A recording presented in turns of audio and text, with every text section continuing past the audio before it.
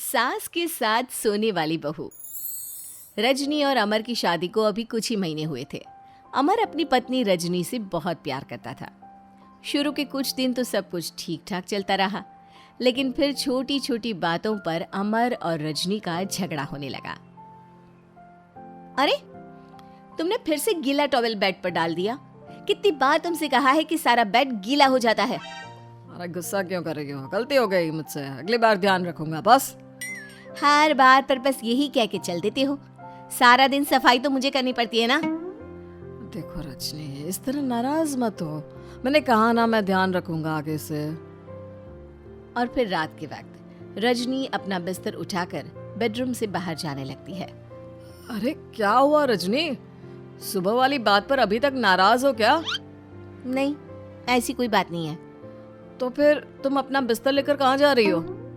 मैं मम्मी जी के कमरे में सोने जा रही हूँ। मम्मी जी अकेली है ना। अरे कैसी बात करती हो रजनी? शादी के बाद लड़कियां अपने पति के पास अपने बेडरूम में सोती हैं। सास के पास कौन सोता है? मैंने कहा ना, मेरा मन कर रहा है इसलिए मैं मम्मी जी के पास सोने जा रही हूँ। अरे रजनी, मेरी बात तो सुनो यार। मेरा भी तो मन करता है ना तुमसे प्यार करने का, तुम्हारे साथ रहने का। ऑफिस से थका हारा आया हूँ और तुम मम्मी जी के पास सोने जा रही हो। देखो, मुझे आज अपनी सास के पास सोने का मन है और मैं जा रही हूँ। इतना कहकर रजनी अपनी सास के साथ सोने के लिए उनके कमरे में चली जाती है। रजनी बेटा, तुम यहाँ? मम्मी जी, क्या मैं आपके पास सो सकती हूँ? हाँ हाँ बेटा, क्यों नहीं क्यों नहीं, बिल्कुल सो सकती हो। लेकिन सब ठीक तो है ना? अमर के साथ झगड़ा हुआ है क्या? नहीं नहीं मम्मी जी, मैं रोज़ रोज़ इनके साथ उस कमरे में सोकर बोर हो चुकी हूँ। थोड़ा सा चेंज हो जाएगा इसलिए आपके पास सो जाती हूँ। आपको कोई एतराज़ हो तो बता दीजिए। अरे नहीं नहीं बेटा, ऐसी कोई बात नहीं, सो जाओ। और फिर अगले दिन। अमर बेटा, तुम्हारा रजनी के साथ कोई झगड़ा हुआ है क्या? नहीं तो मम्मी, ऐसे तो कोई बात नहीं है। क्यों, क्या हुआ? अरे वो कल रात मेरे कमरे में सोने आ गई थी तो मुझे लगा सब ठीक तो है ना बेटा? नहीं मम्मी जी, वो ऐसी बस उसका मन किया होगा। कह रही थी कि मम्मी अकेली है इसलिए आपकी चिंता हो रही थी। पर अगली रात को फिर से रजनी अपना बिस्तर उठाकर सास के कमरे में पहुंच जाती है। रजनी बेटा, आज फिर से मेरे पास सोने आ गई। मम्मी जी, आपको मेरा अपने पास आना अच्छा नहीं लगता? अगर ऐसी बात है तो मैं बाहर ड्राइंग रूम में चली जाती हूँ। अरे नहीं नहीं बेटा, ऐसा कुछ नहीं है। पर अमर अपने कमरे में अकेला होगा ना?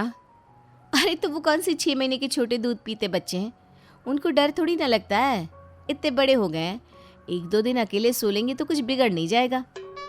और इस तरह फिर तो ये रोज़ की बात हो गई।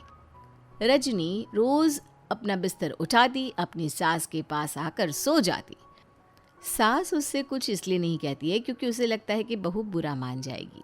एक दिन सुबह सुबह, माँ मेरे लिए चाय बना दो, ऑफिस जाने का टाइम हो रहा है। अरे बेटा, तो रजनी से क्यों नहीं कह देते? मुझे उससे बात करने का बिल्कुल भी मन नहीं है।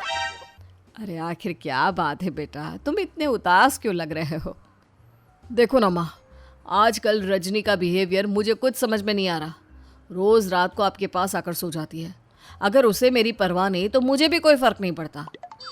अमर गुस्से में ही घर से ऑफिस चला जाता है। ये देखकर सास बहुत दुखी हो जाती है। और फिर अगले दिन, मम्मी जी, मैं आ गई आपके पास सोने। हाँ बहू, सो जाओ। पर वो क्या है ना, आज मेरा पुरानी फिल्में देखने का बड़ा मन कर रहा था। कोई बात नहीं, सो जाओ, मैं पिक्चर देखती रहूँगी। ठीक है मम्मी जी। रजनी की सास तेज आवाज में अपने कमरे में टीवी चलाकर रखती है। इसकी वजह से रजनी को नींद नहीं आती, लेकिन वो पूरी रात करवट बदल बदल कर सोने की कोशिश करती रहती है। सास को लगता है कि अब रजनी उसके कमरे में सोने नहीं आएगी, लेकिन अगली रात फिर रजनी उसके कमरे में सोने के लिए पहुंच जाती है। मम्मी जी, मैं आ गई। अरे बेटा, मुझे लगा कि कल तुम ठीक से सो नहीं पाई थी। जाओ अपने कमरे में आराम से सो जाओ ना बेटा।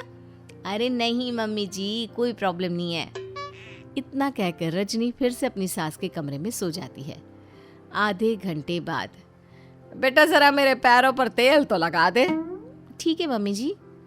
रजनी अपनी सास के पैरों पर तेल लगाकर जैसे ही सोने लगती है, आधे घंटे बाद फिर से।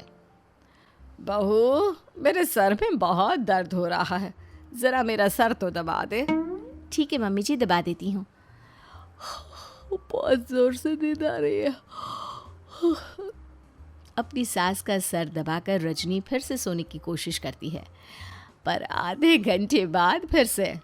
अरे बहू, बड़ी जोर से प्यास लगी है बेटा, जरा किचन से पानी तो लेकर आ। अरे मम्मी जी, जैसे ही नींद आने लगती है कुछ मांग लेती है।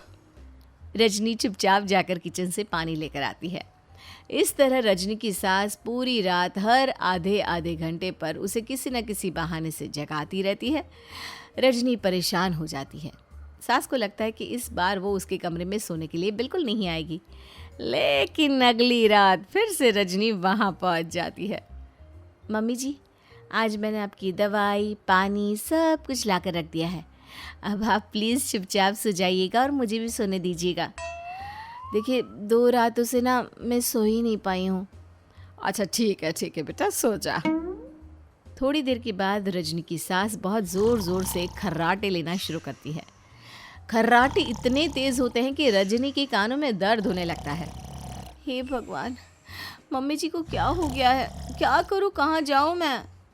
परेशान होकर रजनी वापस अपने कमरे में जाती है।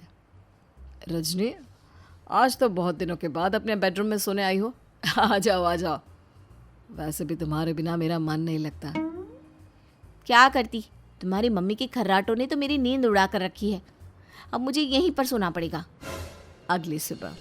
अरे रजनी बेटा, रात को कहाँ चली गई थी? मैं तुम्हें कितना ढूंढ रही थी, मैं तो डर ही गई थी। मेरी बहू न जाने कहाँ चली गई। कहाँ जाती मम्मी जी, अपने कमरे में गई थी। और आजकल ना आप मुझे जानबूझकर बहुत परेशान करती हैं। अगर मुझसे कोई गलती हो गई हो तो सीधे सीधे क्यों नहीं कह रही हैं? 3 रात हो गई है, मुझे ठीक से नींद भी नहीं आती। रजनी, ऐसे क्यों बात कर रही हो? मम्मी ने क्या कर दिया? आप अपनी मम्मी से क्यों नहीं पूछते? मैं बहू हूँ तो क्या इसका मतलब ये है कि दिन भर काम करो और रात में भी चैन से ना सो? रजनी बेटा, बड़ी नादान हो। इसीलिए तो जानबूझकर मैं ये सब कर रही थी, ताकि तुम अपने पति के पास जाकर अपने बेडरूम में सो जाओ। शादी को सिर्फ 6 महीने हुए हैं और तुमने मेरे कमरे में आकर सोना शुरू कर दिया। यह तुम्हारी शादीशुदा जिंदगी के लिए अच्छी बात थोड़ी ना है बेटा। मम्मी, तो क्या आपने जानबूझकर ये सब किया था रजनी को समझाने के लिए? अरे तो और क्या करती? दुनिया की पहली बहू है ये, जो पति को छोड़कर सास के साथ सोने चली थी। इसीलिए मुझे इसके लिए थोड़ा बुरा बनना पड़ा।